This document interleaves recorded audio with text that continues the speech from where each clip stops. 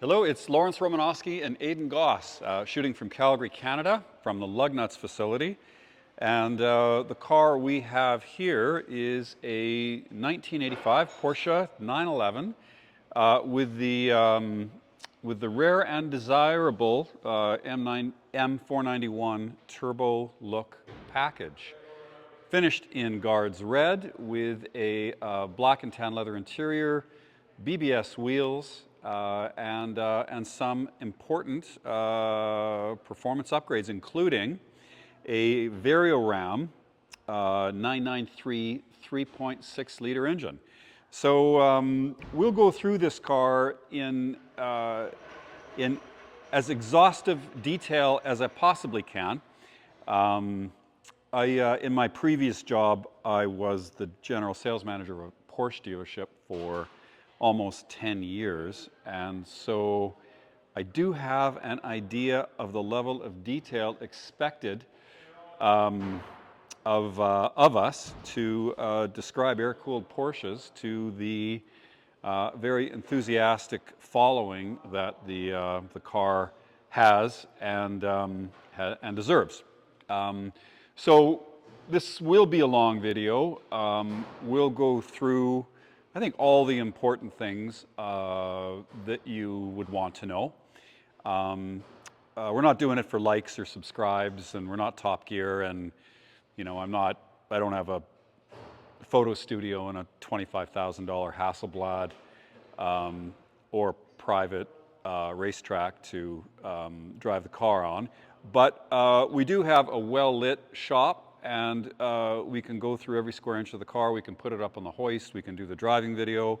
And then I can do my best to describe this car in as much detail as possible. So there's a table of contents. You don't necessarily have to go through the video sequentially. You can skip to the parts that you might be interested in. But let's get started with like what exactly this build is and like what's in front of us.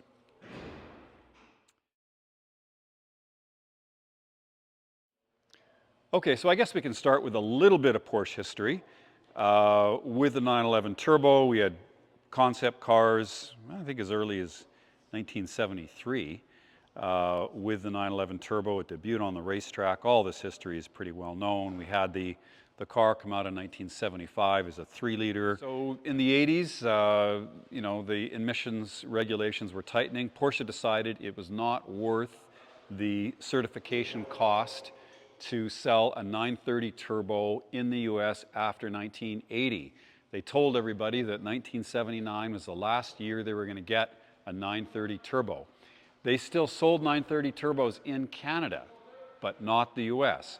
There was a frenzy to buy 1979 911 Turbos in the US because Americans thought it was the last year they could buy it. There was such a crying out for the model, and so many coming in as gray imports. You know, people would buy them in Germany, federalize them, and then sell them in the US. And so Porsche wanted to do something about it, so they came up with something called a Turbo Look, which was essentially a 930 Turbo, but with the 3.2 Carrera engine. So everything else about it was turbo. The suspension, the brakes, and of course the signature rear fender flares and the, is it a T-tray or a whale tail? Can't remember. The T-tray signature spoiler. So in every respect, it looked exactly like a 930 Turbo, but it had the normally aspirated Carrera 3.2 liter engine. And they didn't make many of those. I don't know, I forget the number, but I'm going to guess 1,500. But I'll put that in the notes below the video. Then in 1986, they came out with they reintroduced the Turbo. They certified it. It was down on horsepower from the European ones. I think the European ones could have 300 or 330, and in 1986 it had 282. Okay, but they made the 911 Turbo up until the 1989 model year and imported it 86, 87, 88, 89, and then 89 it got the 5-speed gearbox. Okay, so this car started life as a 1985 Turbo Look. It had the 5-speed 915 gearbox and the 3.2-liter engine. In and around 2010, and I'm not sure of the exact date, I don't have the records for this, it was converted to a 3.6-liter from a later 993, and it has the Varioram 993 3.6-liter engine. It's about 280 horsepower. That's coupled to the original 915 gearbox, okay? So this car was converted into that.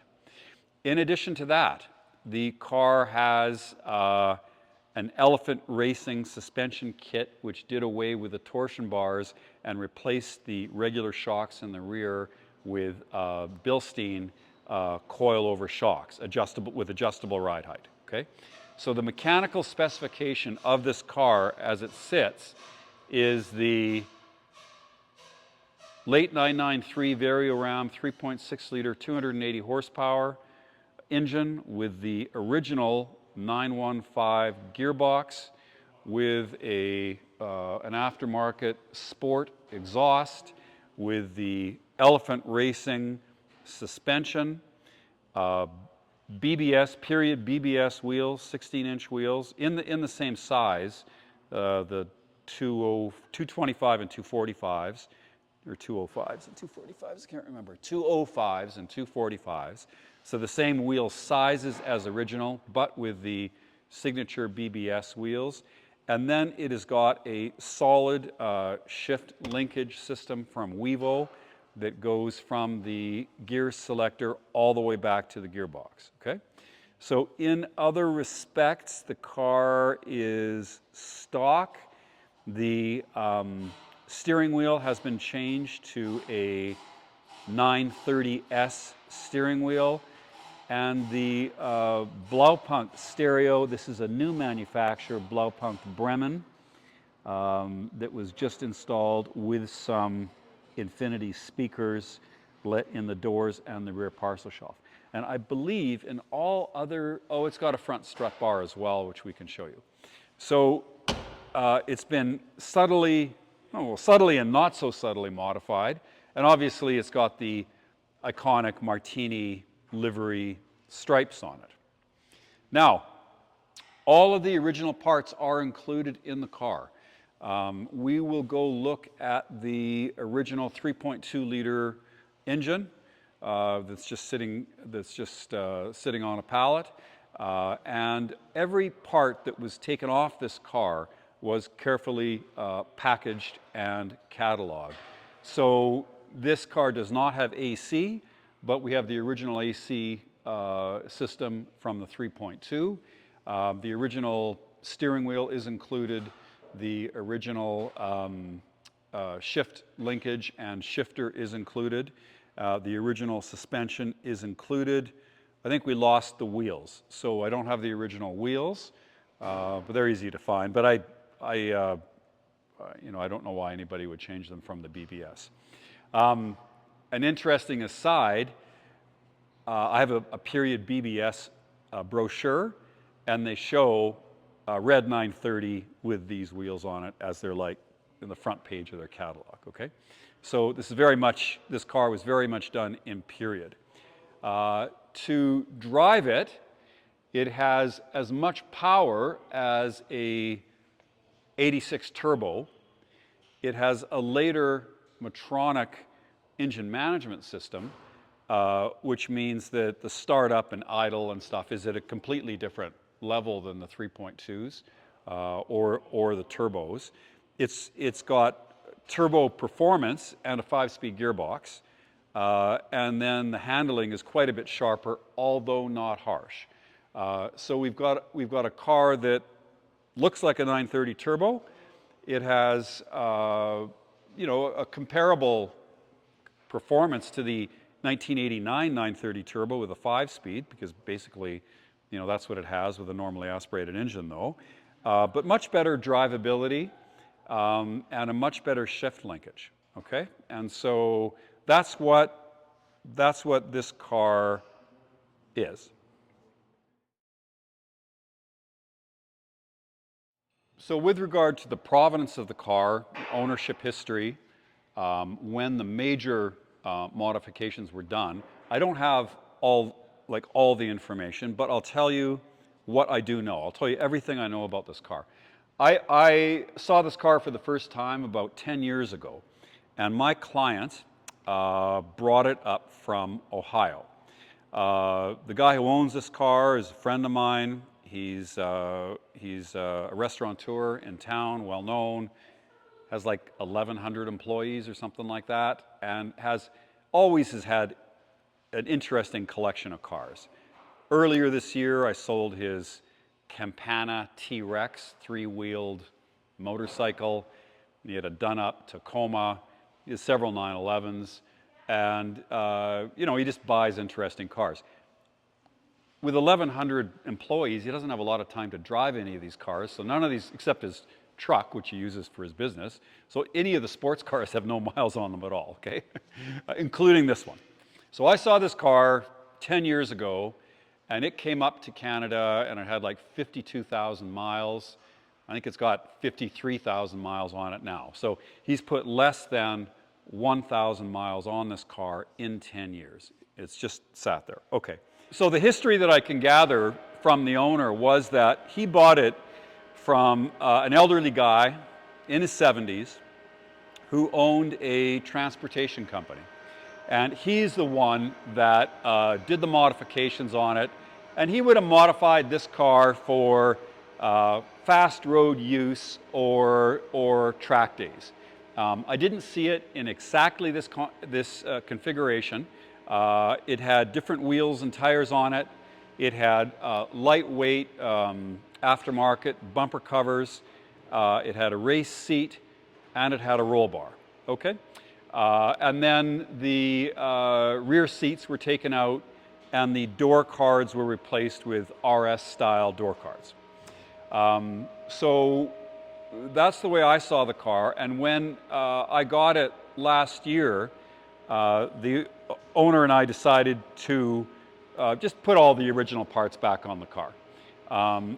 Everything that was taken off this car by the owner in Ohio was carefully cataloged, shrink-wrapped, wrapped up, labeled, and so on. So it was relatively straightforward just to put the original interior back in the car and put the original bumper covers on the car.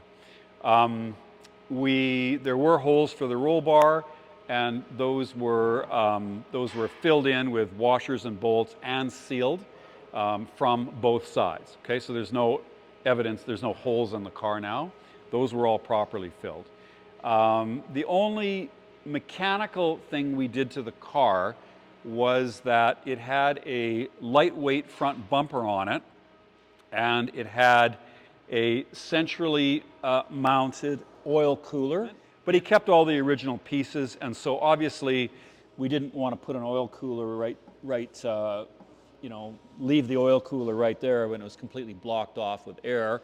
And so we just reverted to the original oil cooler, which lives inside the front fender. So that's the only mechanical thing we did to the car. But we said we put the interior back in it, we put the bumper covers back on it, and we reverted it back to a stock appearance. And then it had different wheels on it, but we felt these BBS wheels suited the car the best. We bought new Yokohama A008 N-rated Porsche tires for it, kind of completing the 80s period look. And then the owner added the Martini livery. So, we've got these wheels would have been on the period Porsche race cars, the 935 in the 80s. The Martini livery would have been famous in the 70s and the 80s. And we've got something that looks like, a 930 turbo. So anyway, in our opinion, this is it looks like a period piece.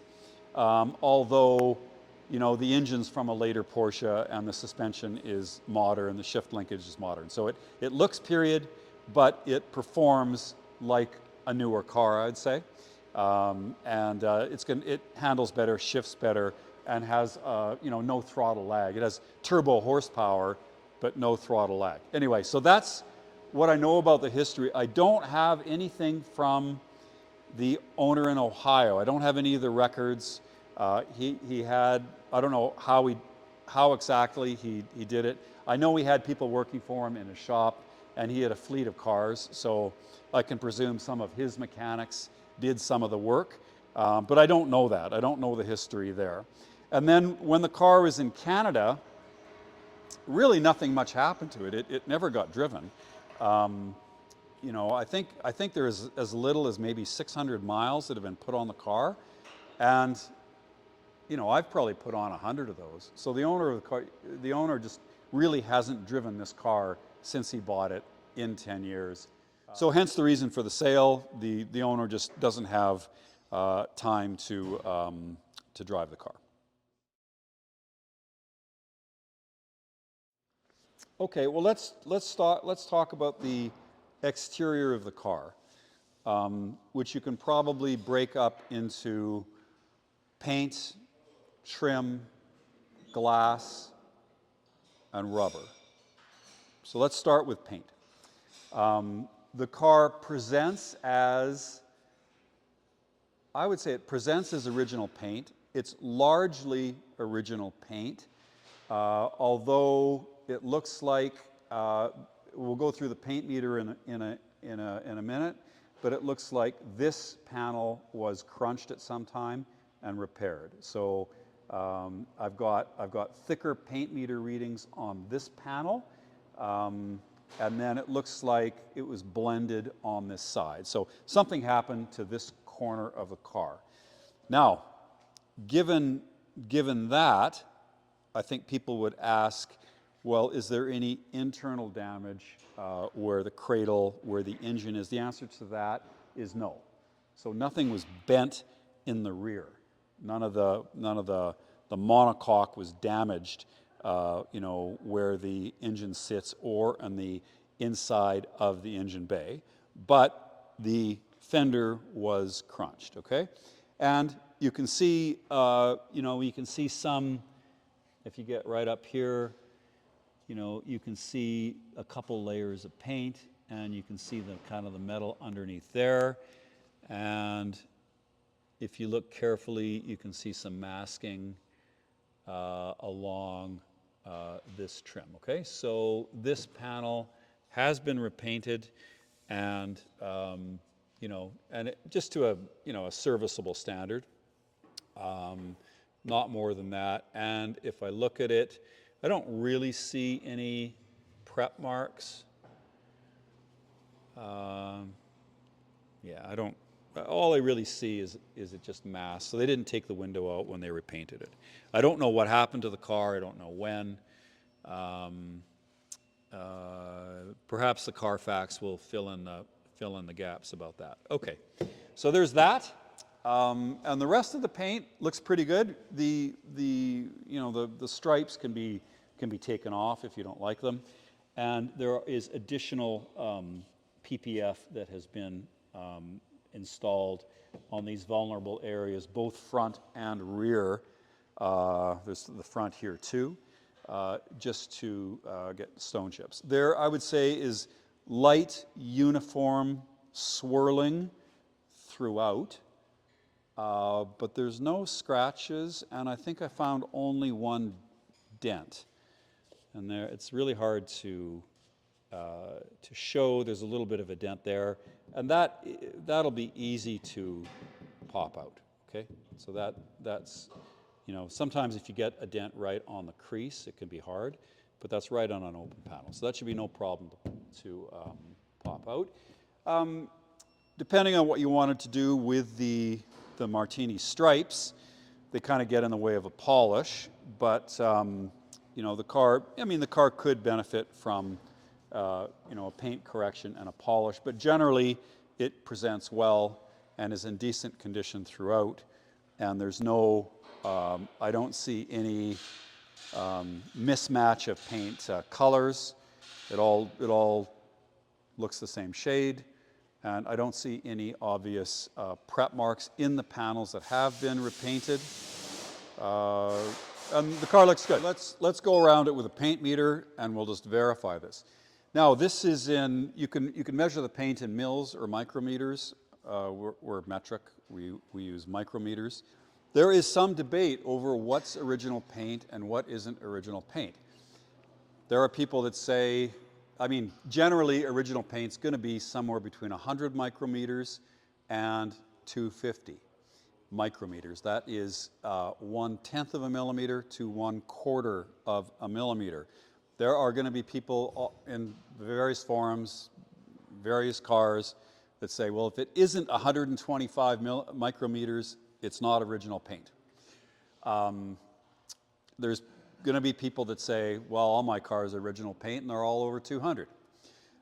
So a few things. First of all, different machines can be calibrated differently. So whatever shows up on your paint meter, depending on the calibration, it could read different than another paint meter. Secondly, when the paint is applied, it's going to flow.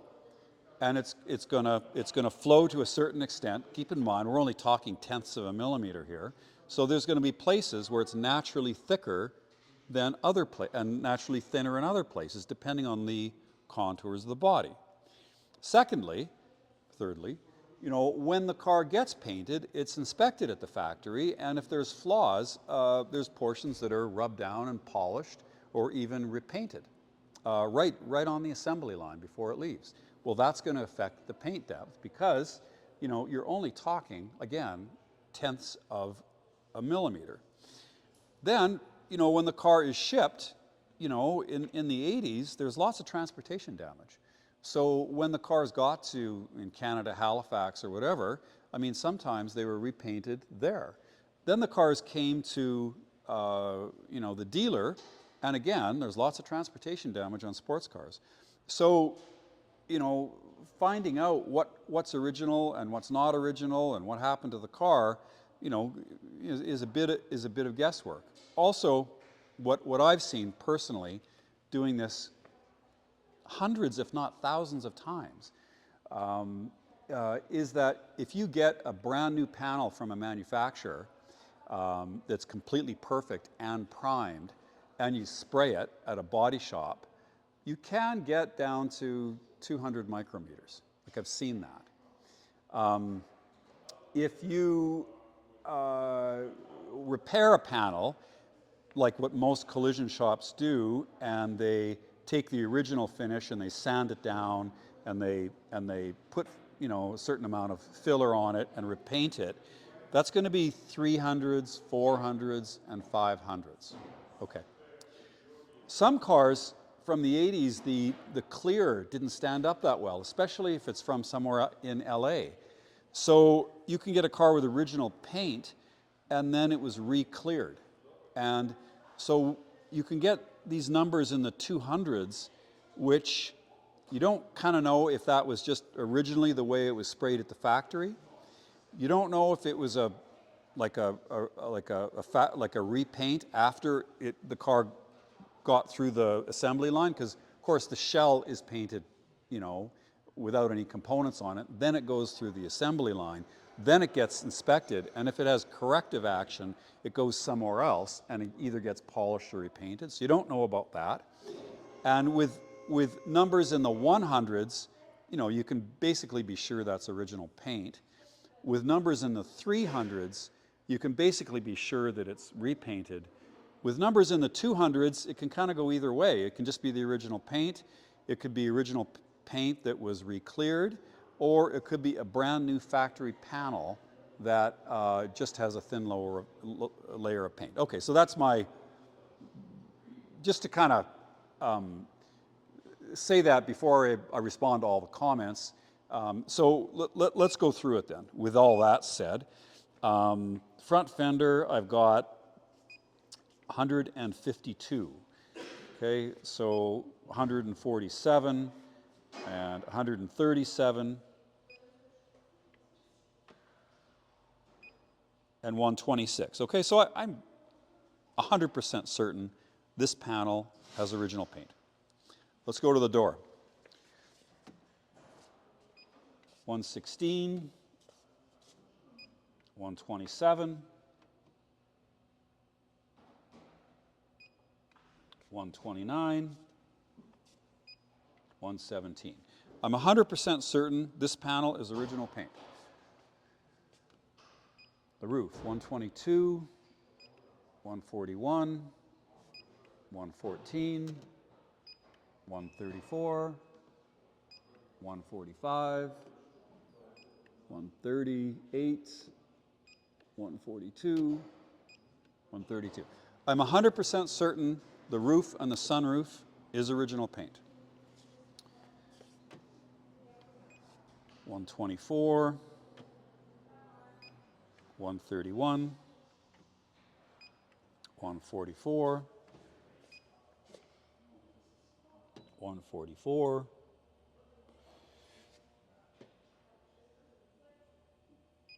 120.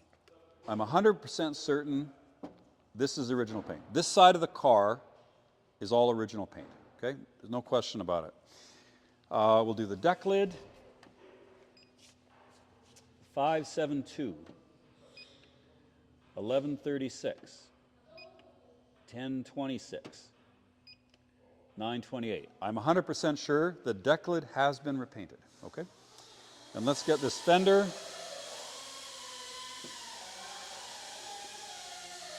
$928, $1194, $1873, $433, $280, $424.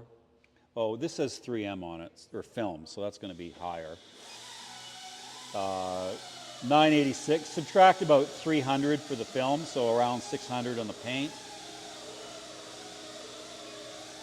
$993, $769, $828. So this fender has been repainted. I didn't need the meter for that, I can see it here, but this fender has been repainted. The rear deck lid has been repainted. Let's go to this door. 202, 216, 208, 231. I would say this door has been re-cleared or blended with the rear fender. So they would have repainted the deck lid and the rear fender, and then they would have blended, I think, this side of the car. So let's check the front. 232, 219, 240, 243. So I'm pretty sure that's what happened. It got a dent in here. It was, what's the thickness of 705? Difficult to say, but something happened to the rear. It was fixed. And then this area here had some damage, and then it looks like it was blended for the front of the car. I don't think there's any sheet metal damage to the door or the fender, in my opinion. And then let's do the hood, lastly. 260, 292, 244, 245, 233, 245, 313, 242, 273. So again, it's, I believe that has probably just been re-cleared as well. So we've got, one side of the car that's never been touched in the roof, and we've got this side of the rear that's been damaged and fixed and painted, and then the rest of it blended. And to the best of my ability, that's the story on the car, and that's what the meter says. Now, knowing that, what would you want to know? Well, you'd want to know how well the paint's matched. And I mean, we do know for sure this is original. And and the roof is original, and I'm not able to really detect any difference in the colors walking around the car. I mean, a Guards Red's not the hardest color to match. It's not like it's a metallic. So there's nothing really obvious to me looking at it that it's been painted. The only thing that gives it away visually is this little bit of masking. Can we zero in on this again? Right there. Okay, so that is the paint and the bodywork and the accident history. I know when you know that it's been hit there, I know the first question that somebody's going to want to know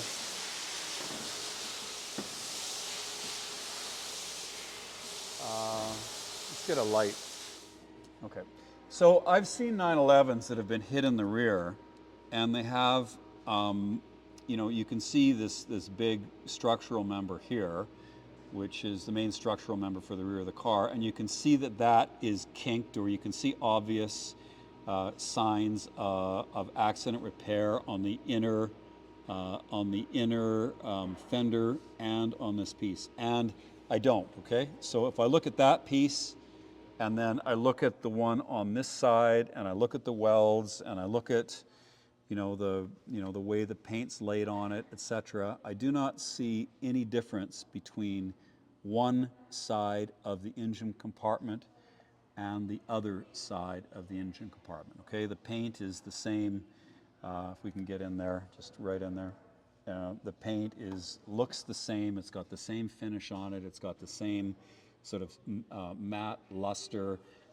We can see, the weld marks and the gussets and so forth on the edge of that, and that looks, the same on either side.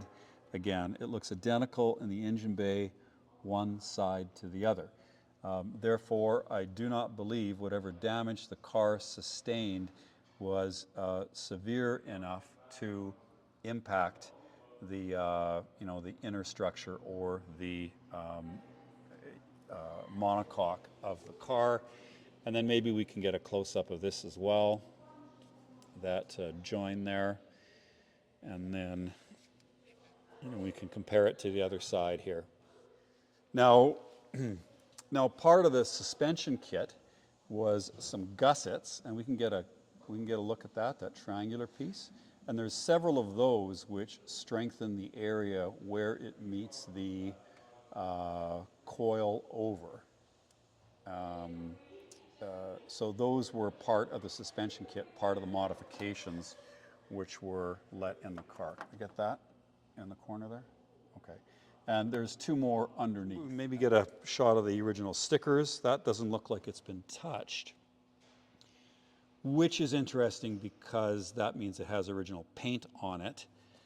And you probably want to know that if you were concerned that it had been hit in the rear. So let's just verify that here.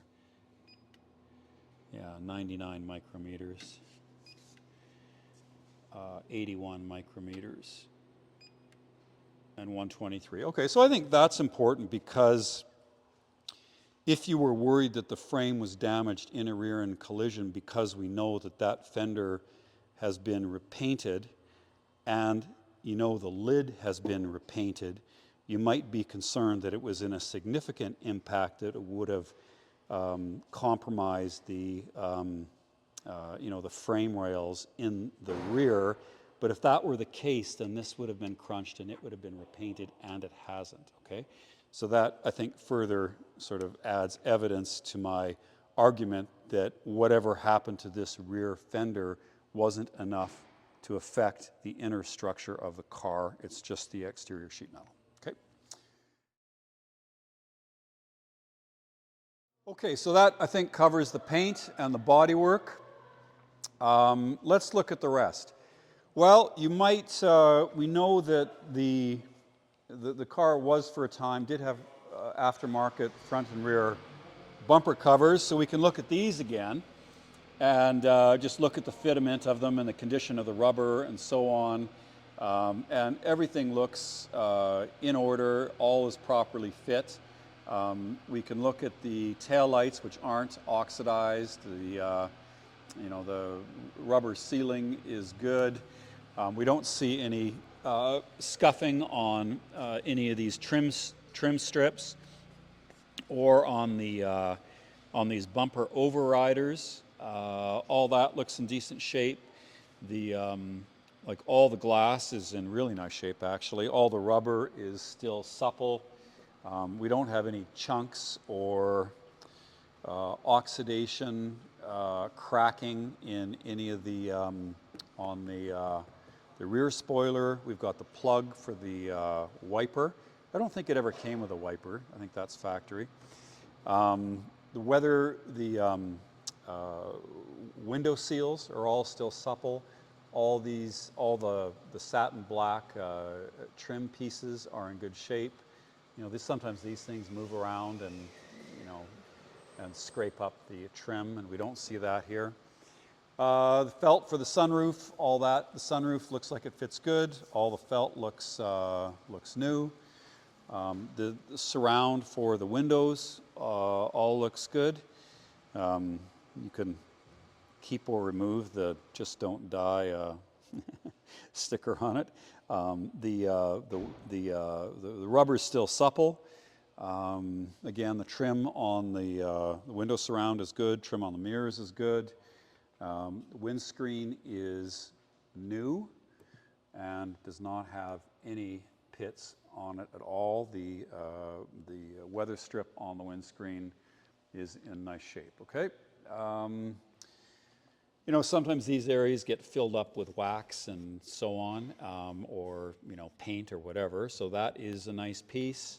The washer jets are, there's no masking lines around that or anything like that. So they're nice. This welting between the panels looks like it fits well. Again, the glass for the Bosch headlights looks good.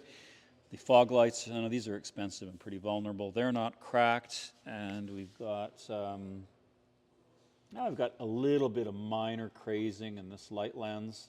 This one looks pretty bright, and on this side, these lenses look good. Fog lamps looks good. Okay, so all the glass looks great.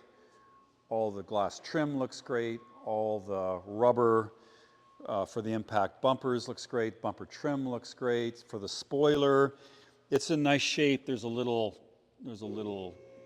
chunk taken out of it here, but otherwise that's in good shape. Okay.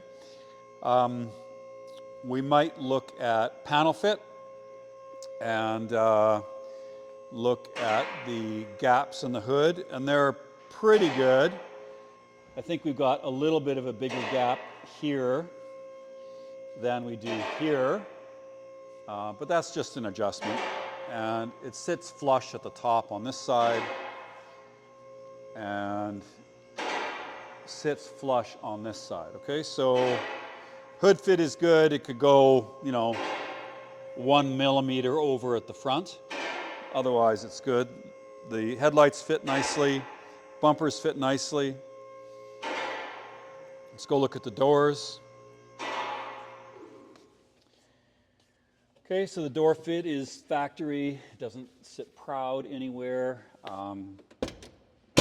Closes with the typical Porsche bank vault quality that people talk about. All that is good. Let's look in the doors. Maybe just come on this side. Sill pieces look good. Little bit cut up here on the weather strip. A little bit of scuffing on this sill piece. Does not look like any of this has been disturbed with the VIN plate. No scuffing next to the door striker. There's no scuffing on the door edge here. There is a protective film covering the edge of the door, and I think there's protective film on both sides of the trailing edge of the door and leading edge of the fender. Okay, trunk fit. You know, we'll look at this gap and look at that gap, and it's pretty close. I mean, maybe, you know, maybe it could go a millimeter or less to this side, but otherwise the fit is pretty decent. It might sit up a little bit proud here, so this panel could maybe use a little bit of adjustment, but you know, it's very close. So there's that, and let's just check the closure of that.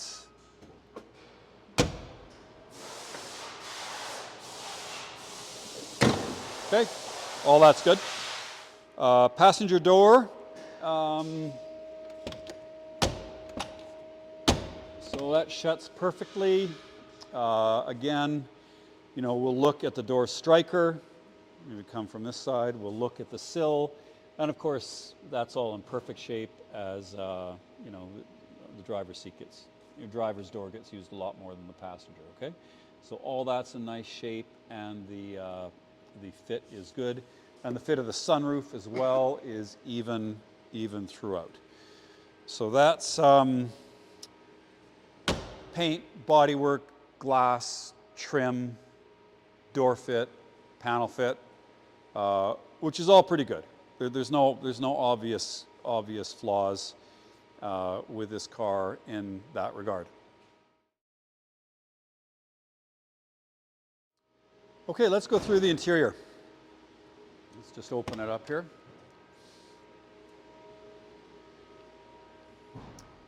And what are we looking for? Well, we've got seats, bolsterware, we've got the dash, instruments, stereo, carpets, headliner, door cards. So let's just go through all that, and maybe we can start with the driver's seat. It has not been painted, which you can do to get rid of some of these lines, but the leather kind of loses its aroma, and the leather loses its subtlety. So I think most people prefer sort of honest patina to something that's been spray painted, just so it looks good in photographs. So the leather is very soft, supple, you know, nicely worn in. There's no deterioration of the seat cushions. We got a little bit of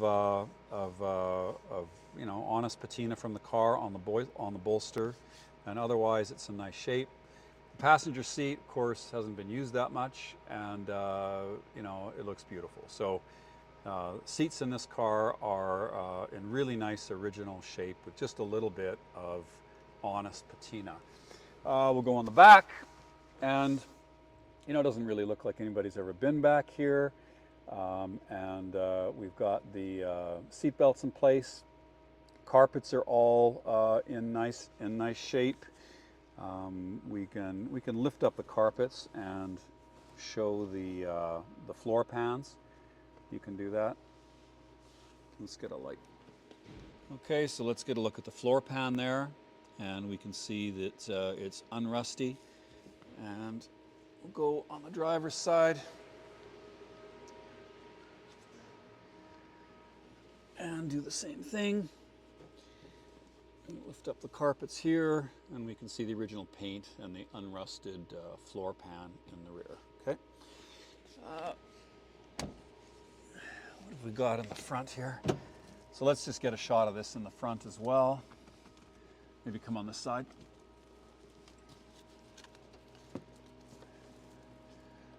Okay. Front floor pan.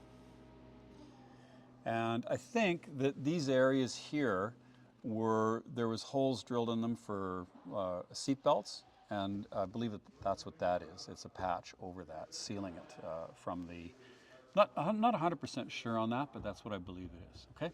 Anyway, unrusted, original paint, and the original sort of rubber cover over the floor pans in the front. Let's go check the passenger side. Okay, and we can see that there as well. Okay, so all in nice shape there. We can get a good look at the carpets. Shine the light on there. Carpets are in beautiful condition, and we can just show the carpets on the sill as well. And we'll go over to the driver's side and do the same thing. Okay, we'll get a shot at the pedals. We can shoot that. And all these carpet pieces. And everything looks really nice here. All right, so all that is clear. All right, we can have a look at the door card. And these, I know these hinges and so on can be a little bit vulnerable, and they can break. Okay, so the door cards look excellent. The hinges still work, and we can see the new Infinity speakers which have been let in, and we can see that that's a new power window switch. So we put that in. All right, maybe we'll just get a look in there. And just see all the original paint in the door jamb, and then maybe get a shot of the VIN plate there. Okay. Okay, let's do the same thing on the other side.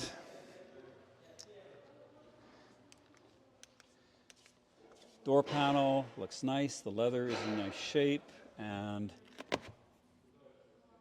that looks in great shape actually. Okay. All right. Dash. I mean, these dashes from the 80s can crack if they're if they're left out in the sun. And the dash looks great. It hasn't been repaired.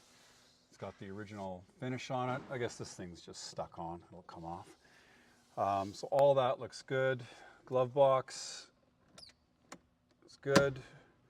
It's a brand new Blaupunkt Bremen, kind of a retro look. New stereo that instead of has USB connections, etc., where you would put a cassette. So it's kind of the state of the art stereo, but looks like the original one the car came with. And there's no sort of scratching or different flaws on the instrument cluster of the car at all. Okay, all the dash and everything in it, all the instruments look great. We can see that the tachometer was turned. It was just turned to. Roof did the same thing, so that the red line is at the 12 o'clock position, and we can get a note of the miles, which are 52,695 at this time. Do we know if the clock works? I'm not sure about that one. And then down here we can look at this Vevo shifter. We can see the name there, and that is a solid linkage that goes all the way to the gearbox. And so it's much more precise than the original 9115 or 915 arrangement. And we can see we've got the heater controls, etc. Okay. For the sunroof, for the headliner, all looks good. There's no tears or water staining from the headliner anywhere. And the rear parcel shelf looks good. It's got the those new Infinity speakers let in, so 4 new speakers plus the new Blaupunkt. And interior of the car looks excellent. Okay, there's door cards, seats, carpets, dash, instruments. Everything looks really good here. The wheel has been changed. We have the original one, but this would have been a 930S wheel that has been retrofitted. We have the original wheel, but this one's nicer. And this would have been the same wheel that Roof used in their cars. Okay, so that's it for the interior of the car. Okay, so we see the liner in the engine compartment is in nice shape. These struts don't work anymore, so I've got to hold it up. We've got a bin here which has a bunch of spare parts for the car. We've got a lot of spare parts for this car, so we'll itemize those separately. But the original jack and air compressor, some extra weather stripping, the shifter boot and the shifter, etc., are all in this bin, which is in the car.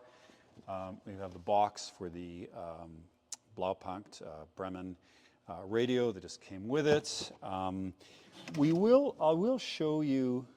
If we can get a shot in here, see this box. So that was let in to provide room for a front-mounted oil cooler that has since been removed because we put the original front bumper cover on the car.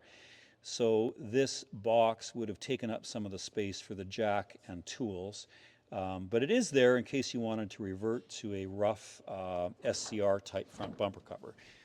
There is that cavity that's been built into it, and we'll show you as well. You know, there's the VIN stamp in the chassis under that, and so we'll show you a picture of that as well without having to remove everything.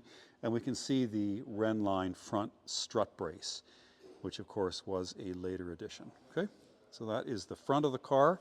There's no rust in the front cavity at all. It's completely corrosion free, and that can be a problem with these cars, especially if the seals leak and water gets in there. Okay, so that's the trunk.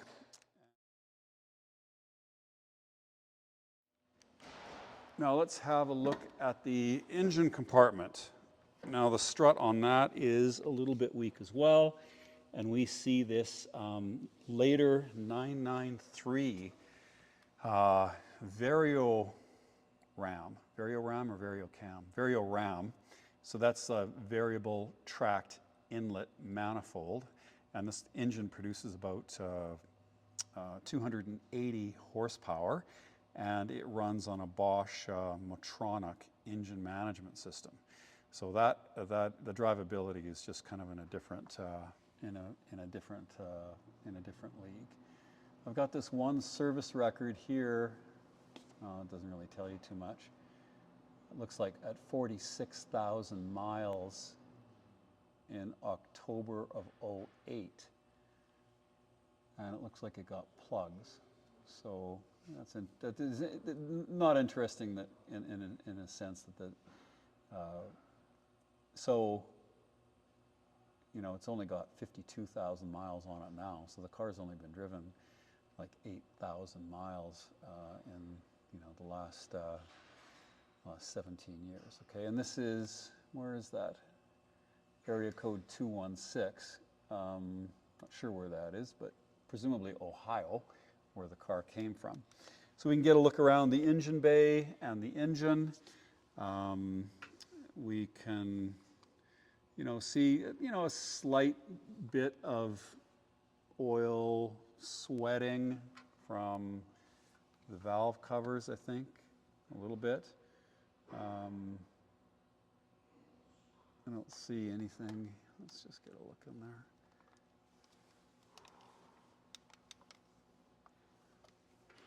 There's a little bit of oil residue in the center on the top of the engine.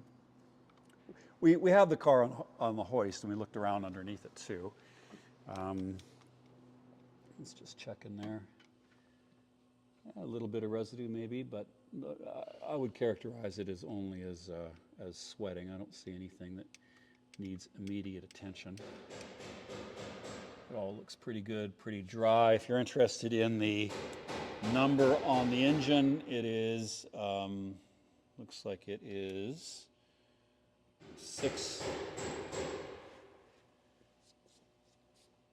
64T 14048, I think. Maybe just get a shot of that. I've got a picture of it too, but there's the engine number. If somebody wants to date it. It's probably a 97, 98, 993 engine. Okay.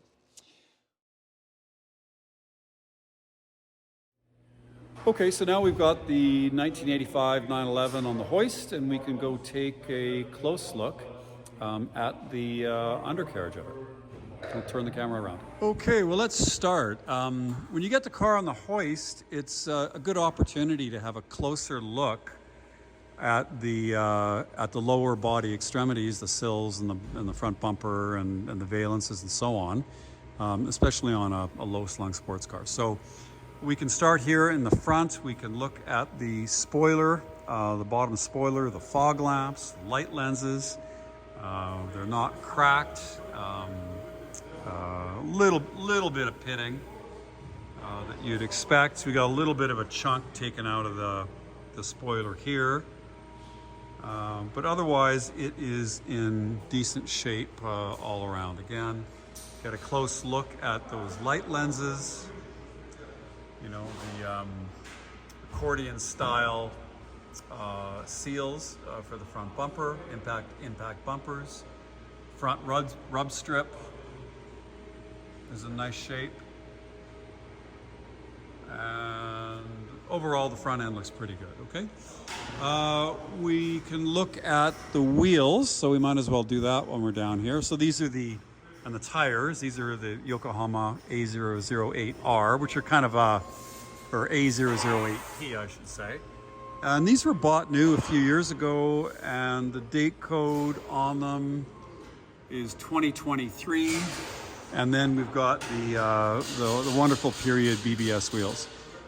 We can look, we'll go through all the wheels and tires, and these wouldn't have any more than, you know, a few hundred kilometers on them. And all the rims are in nice shape. All the tires are new. For whatever reason, I think the date code on these is 2020. I don't know why, they all came at the same time. But again, all four tires were done at the same time. And again, they only have a few hundred kilometers on them. And all the rims are in beautiful shape, okay? We can look at the sills, look for damage, and they're all in nice shape. There's the jacking point. Just a really light road rash on the bottom of the sill, as you might expect. And we could look at these bottom valence pieces. Here's the rear bumper, and all the rubber looks still pretty subtle, in nice shape, not scuffed up. And I can just walk you around that. We can see the dual cutouts from the 3.6 exhaust, which differs from the 3.2 exhaust, which would have come out just one side only. So then that was modified to fit the dual exhaust. Okay. All right. I guess there's a bit of a scrape there on that piece. The rest of the rubber looks good, and the sill on the driver's side again is nice. Let's look for jacking damage. These cars, not that obvious where to jack them. That's correct, and it looks like the one of the previous owners was helpfully put no on the places where you don't want to jack the car up. So that did its trick. Anyway, I don't see any damage in the floor pans, and you do often see that. Okay, so that looks good, and there's no corrosion on it either, of course, which there can be. Let's look at these like little buffers between the floor and the sills. All that is intact. I'm not sure why that's. Well, it's just got a bit of blue tape on it for some reason. I don't know why. And we can look at this side. And it looks like we've got an oil line running through there. All right, so the floor pan looks good, jacking points look good. We can look at this front pan, and this is susceptible to rust. I see the rust in this area, and this all looks solid. Okay, and that's important because it's where the suspension attaches to. So I don't see any corrosion or soft metal or damaged metal with this front tire. Well, we got a bit of the undercoating, which is kind of peeling off, but there's no rust or, the metal's still good behind it. Okay. One thing about this car is that when we got it, it had an aftermarket front air dam and a centrally mounted front oil cooler, like some of the roof cars. And when you put on like the roof SCR bumper or kind of imitations, you needed more space for the front air cooler, oil cooler, sorry. And so they boxed in an extra kind of little cavity to put the oil cooler, which was mounted here, and we put the stock bumper cover back on, and then we had all the parts for the front oil cooler, which is in the fender on that car. So we reverted that back to stock, reverted the front bumper back to stock, but there still was the kind of the box for the centrally mounted front oil cooler that remains. And so if you wanted to get that roof SCR or kind of RSR style bumper, then you do have the ability to do that. It doesn't affect the way the car looks. You can't really tell in the front trunk compartment, although it does take away some of the space that you'd normally throw your tools and jack in. Okay, so anyway, we'll disclose that. Otherwise, it's not corroded. I don't see any of the fasteners being corroded. We do see aftermarket suspension, coilovers, and so on. And there's an invoice for all those parts that are listed in the gallery. And so I believe that's Elephant Racing stuff. And but let me confirm that with the actual list. Okay, so the suspension has been modified front and rear, and we have these Blichstein coilovers, which have replaced the stock Porsche units on both sides. Okay, so we still have these big bananas, but some of these parts are aftermarket performance editions, and the car is lowered relative to, it's height adjustable, but it's been lowered relative to the stock ride height. Okay, so we can get a good shot of all of these parts there.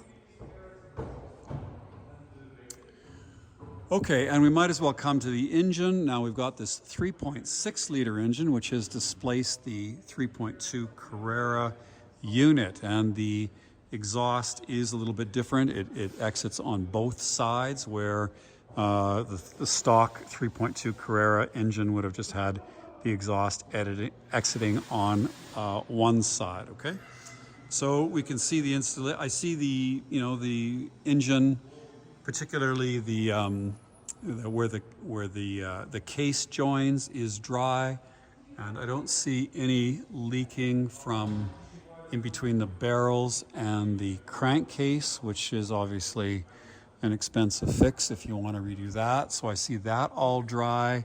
I don't see, I see well, a little bit of oil residue on the valve covers, a little bit, but I don't see any dripping at all, so I'm not sure where that's coming from. But the main ones are, the closer the oil leak gets to the center of the engine, the more expensive it is. And I don't see the bottom of the car being wet at all, or the fins on the barrels being wet. And again, the join between the barrels and the crankcase all looks dry. But there could be a bit of a mist from somewhere that might be responsible for that.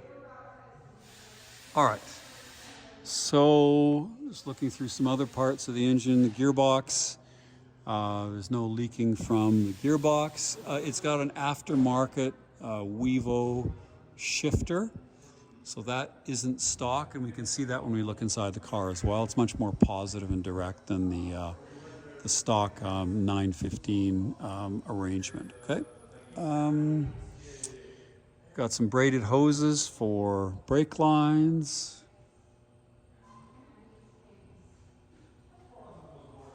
But generally speaking, it's straight, not damaged, not corroded, and kind of an honest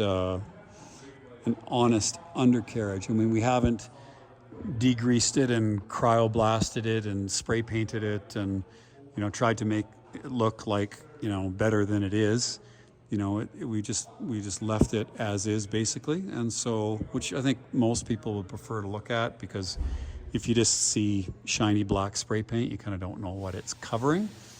And so with this car, you know, you can see it as found, okay? And we're not seeing any trouble spots with any of the body shell and or any corrosion, you know, any of these sort of susceptible pieces.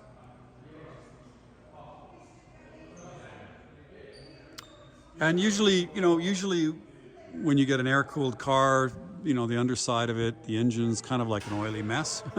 And so that's another thing that we don't have with this car, okay? So it's in nice shape underneath and kind of straight and honest presentation. We're not trying to take fine art photography here. We're just going to show you the condition of the car and disclose, you know, anything that we can find that might be relevant to a particular purchase. Okay, so with that, we'll get on to the next section of the video. Okay, so we pulled this 911 Turbo Look out in the sun. We might as well do a pan around it and just have a look at it. In the early afternoon glow of the sun, it looks pretty good. I mean, if you get it under the fluorescent lights and you get 2 inches away, you can pick out this swirl mark or that swirl mark. But, you know, in the natural light, it sure looks good. Let's just do a slow pan of it. Then we'll get Aiden to stand behind it. I'll turn it on, and it's completely cold. We pushed it outside. We haven't started it for, I don't know, probably a week or something like that. And we'll see what comes out of the tailpipe. We will then look at the gauges. We'll check the oil pressure, oil temperature. We'll run the mic around different, different locations in the engine, and then we'll take this car for a drive.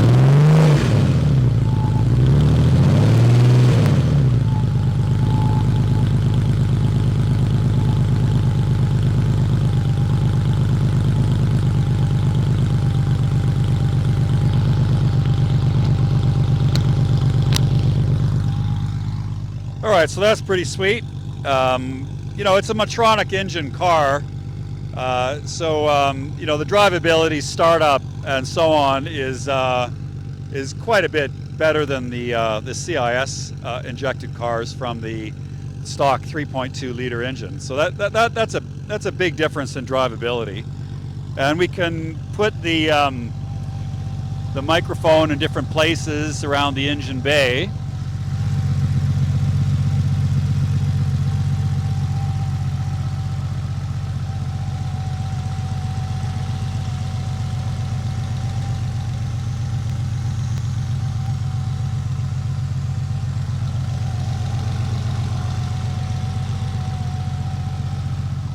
Somebody's going to ask me what's the mileage on the 993 engine, and I actually just don't know that. All right, so we're sitting there with a quarter of a tank of gas. We don't have any temperature in the oil. We don't have any temperature in the water. We're running 4 bar of oil pressure. If I touch the throttle, let's see what happens there. So then it pegs at 5. We've got a steady idle of just under 1,000 RPM, and we will see if the clock works. Let's see, we'll put it right at 1 and see if it moves. Okay, well, what else can we show you about this car? We've got the this new Blaupunkt stereo, which I think was with decent sound, and you know, looks very similar to the original Blaupunkt that was in the car. We've got our fan speed, blower motors work.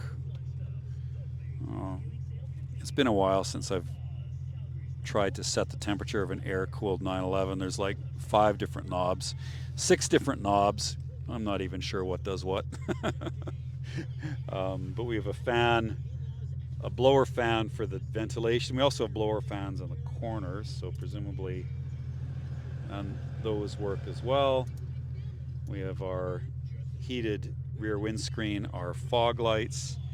We've got our, what does that one do again? Forget what that one does. This one's a sunroof. Okay, and that works well. Signal lights, I guess you got to get used to them pointing up and down. And wipers and squirters.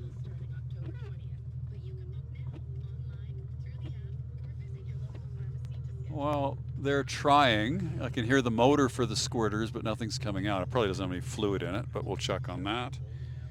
And then what does this one do?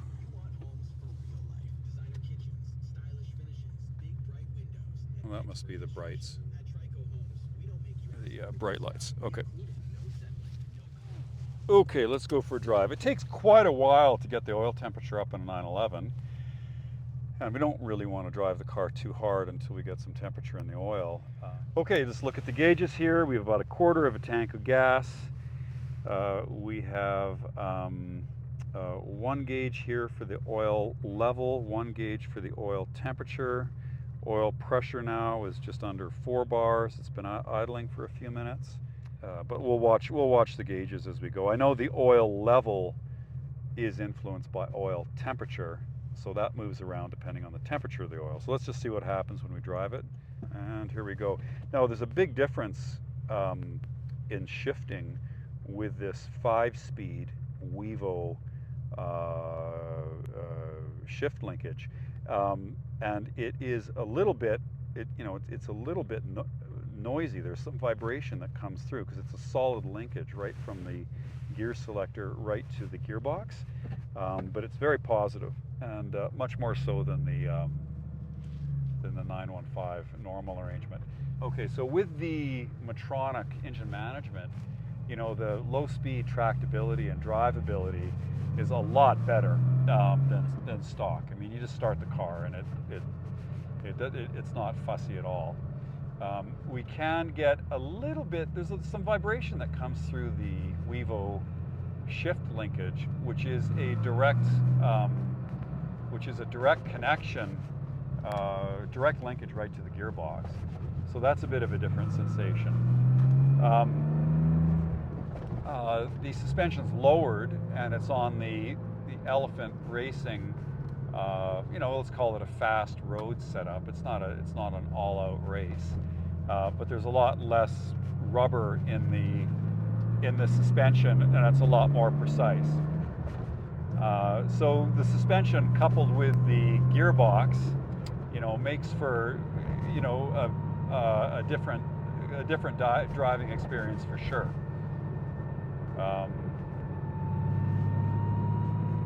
I do have a bit of gearbox whine, and I'm not really sure where that's coming from, whether it's something to do with the shift linkage or the gearbox itself, or it's just amplified by the solid linkage of the gear lever.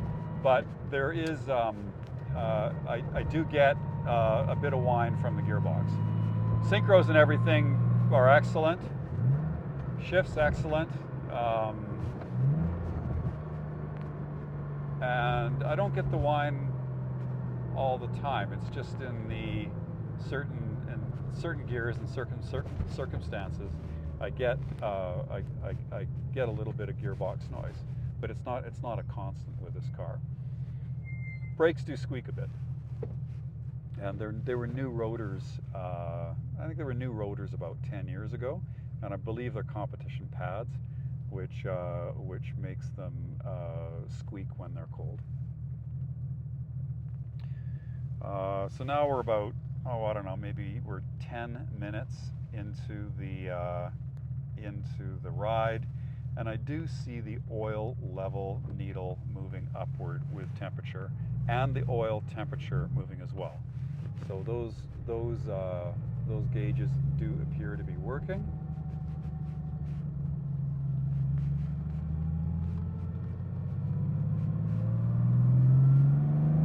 And these are actually pretty bad roads. You can see all the trucks that are around us and so on.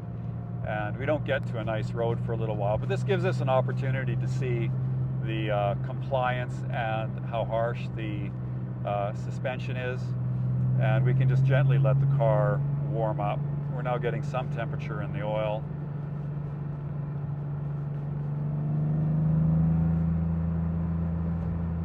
It's a very torquey engine. Neither the 3.2 or especially the turbo is anything like this at low RPMs. You know, it pulls very strong from almost nothing. Okay, so now we're getting to some smooth roads. Steering's very direct. Car is very fast. Much faster than anything else.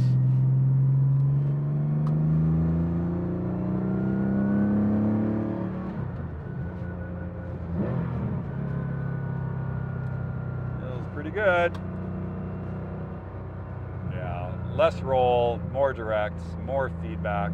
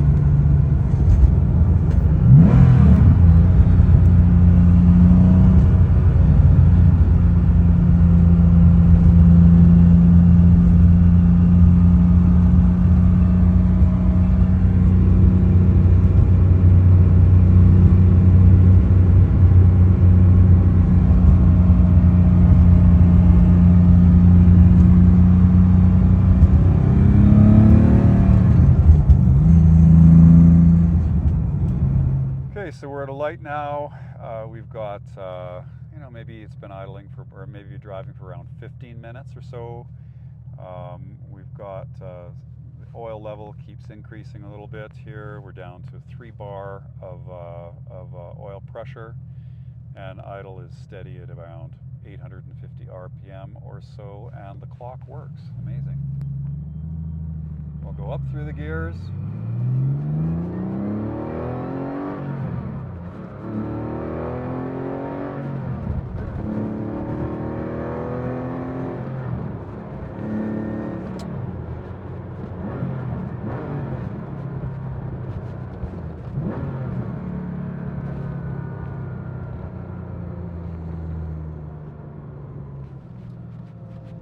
big trucks to hit.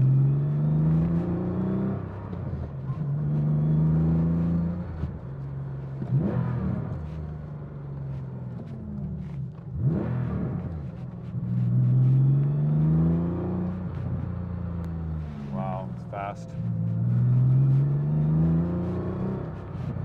Really fast. Really sticky. Really sticky tires. Wow. This thing moves. This is fun. This is fun. This is fun. This thing really hauls. Really sticks. Wow. This is a fun car. This is a fun car. Stops, turns. I think we need a cigarette now. That's the hardest I've ever driven a car with you. All right.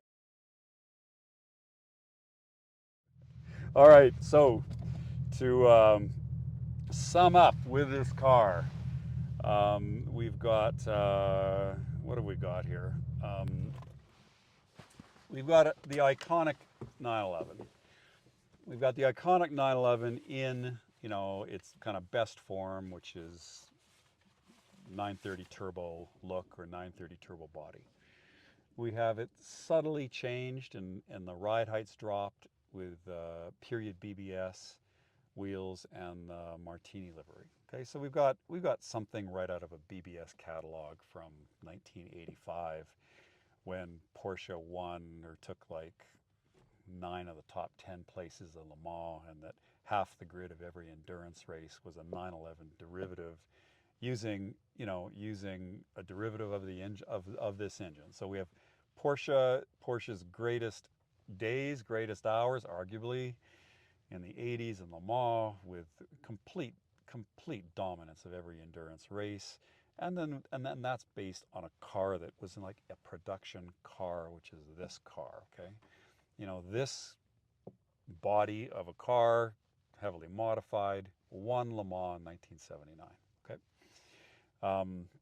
So we got that, and then with all the aftermarket stuff that you could do, there was just incredible amount of stuff you could do to a 911. Trying to make it into a 934 or make it into a 935. We've got the wheels, the BBS wheels, which were on a 935, were on this car, and it's lowered just like it, would have been if you had, taking this car to the racetrack in the mid 80s. Okay, so that's what it looks like. And then from there, we've got a much more modern engine. Most crucially, the engine management system is fully digital. So, you just turn the thing on and it fires up, and low speed tractability is excellent, and it's not coughing or sputtering, and just it makes a big difference just driving the car. Okay. And we got 280 horsepower, which was the same power as the turbos in North America, but we were coupling that with a linear power delivery and lots of low-end torque. We've got a much more direct Vevo shifter and 5-speed gearbox coupled with the near 300 horsepower, okay? So this is sort of echoing the 1989 930 Turbo in power with the 5-speed gearbox. It's just that the engine and the gearbox work a lot better than they did in that car, okay? We've got Elephant Racing suspension and A008 performance rubber on the car, which means that it's flat and it sticks and it's got lots of torque and it's just got tons of punch out of low corners, and you can really sort of throw this around. And we got it to slide maybe a little bit, but you can tell this car is just getting up in its element. Okay, so this is like a super fun car, and all these pieces work well together, and so it's a nicely executed car, both in aesthetically and the way it looks and the way it presents, but also the way it drives. Okay, and then you're starting with a rare Turbo Look car. And then crucially, we've got all the original pieces that go with the car. I don't know why you'd want to put the 3.2 liter back in, but you could. And if you really didn't want it, you can sell that engine for, who knows, lots of money. And so we've got all the original pieces that come with the car. So all in all, this is, I mean, maybe not for the absolute Porsche purist that is going to want it to be exactly as it left the factory, but it's all Porsche, and it's there's no question about the way it drives. So if you want a 911, like a period 911, like that iconic car, and you want maybe a little bit more performance, drivability, more handling, this definitely is a car that could be a contender. So with that, Lawrence Romanosky and Aidan Goss, Calgary, Canada, Lugnuts facility with our 1985 Porsche 911 Turbo Look. Thanks and subscribe.